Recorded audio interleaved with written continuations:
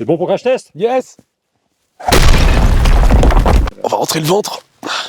Salut! Aujourd'hui, on te présente le système 3 couches. C'est un système basique, mais absolument indispensable si tu veux rester au chaud en montagne. En montagne, la météo change très souvent. Donc on alterne période chaud, froid, et en plus nous, on alterne période d'effort et statique.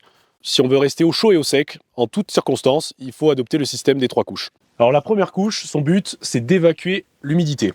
Donc c'est celle qui va être le plus près du corps, donc ça va être soit un t-shirt ou une sous-couche thermique si jamais il fait vraiment froid. Alors ne porte surtout pas de t-shirt en coton. Même si c'est très confortable, ça empêche l'humidité de s'évacuer, et du coup après en montagne c'est le coup de froid assuré. Privilégie plutôt quelque chose en lycra ou en polyester, enfin une matière synthétique, ou alors encore mieux en laine mérino. Alors la deuxième couche, son ambition elle est très simple, elle permet de garder la chaleur du corps près de soi. C'est la couche dite thermique, donc elle permet d'emprisonner la chaleur qu'on produit, et en général une bonne polaire en fibre synthétique ça fait parfaitement le job, et puis niveau tarif c'est souvent pas très cher donc ça reste abordable.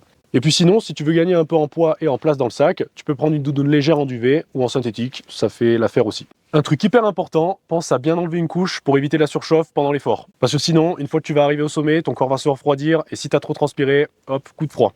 Et enfin, la troisième couche qui va te permettre de te protéger contre les éléments extérieurs. C'est la couche de protection contre le vent, la pluie. En fait, il n'y a que ça. En fait, c'est que ça.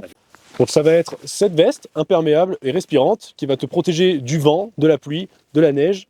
Elle a donc une fonction d'imperméabilité, de respirabilité et de coupe-vent. Il faut que tu aies toujours cette veste dans le fond de ton sac, même si elle est peu utilisée, elle a quand même un rôle primordial. Voilà, maintenant tu sais tout pour t'habiller pour partir randonnée. Si tu veux plus de conseils rando, n'hésite pas à t'abonner.